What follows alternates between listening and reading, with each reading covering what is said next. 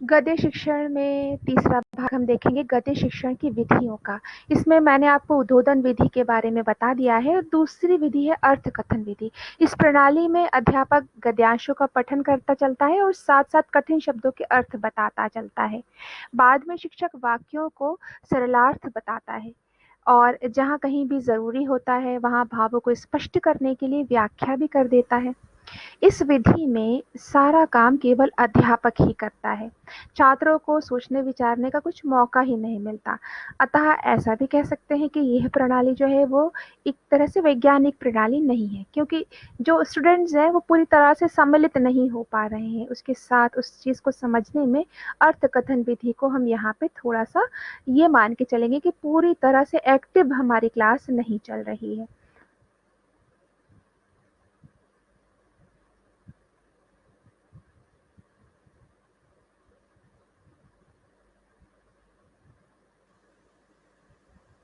उसके बाद हम बात करेंगे व्याख्या विधि की। व्याख्या विधि में क्या हो रहा है? यह विधि अर्थकथन विधि का ही एक विकसित रूप है। इस प्रणाली में शब्दों के अर्थ के साथ साथ, यानी शब्द भी बता रहा है, उनके अर्थ भी बता रहा है, उनके साथ साथ शब्दों और भावों की व्याख्या भी करता है।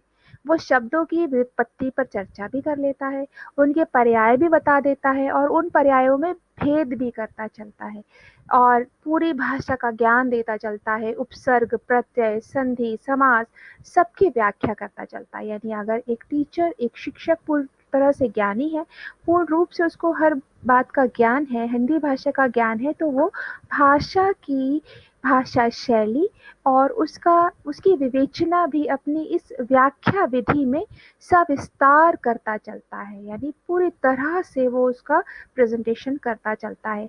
अगली विधि है प्रश्नोत्तर विधि। प्रश्नोत्तर विधि में क्या है? प्रश्नोत्तर विधि देखिए, प्रश्नोत्तर विधि में इसको हम संवाद विधि भी कह सकते हैं। एक तरह से शिक्षक विविध प्रश्नों के माध्यम से स्टूडेंट से उत्तर प्राप्त करके पाठ के प्रवाह को आगे बढ़ाता है और उसके बाद क्या करता है, उनका ज्ञान देख लेता है, उन्हें कितना कैच किया है और उसके अनुसार प्रश्न पूर्व ज्ञान पर आधारित भी होते हैं। जो वो प्रश्न अपने उन छात्रों से करता है, उनसे जो भी सवाल करता है वो उनके पूर्व ज्ञान पर भी कुछ तरह के प्रश्न आधारित होते हैं। उसके बाद अंतिम है संयुक्त प्रणाली।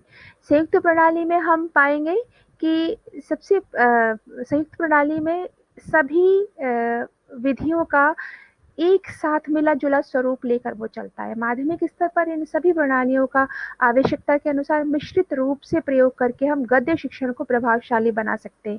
भाषाई कौशल और ज्ञान प्रदान करने के लिए व्याख्या और विश्लेषण प्रणाली को संयुक्त रूप से अपना लिया जाता है।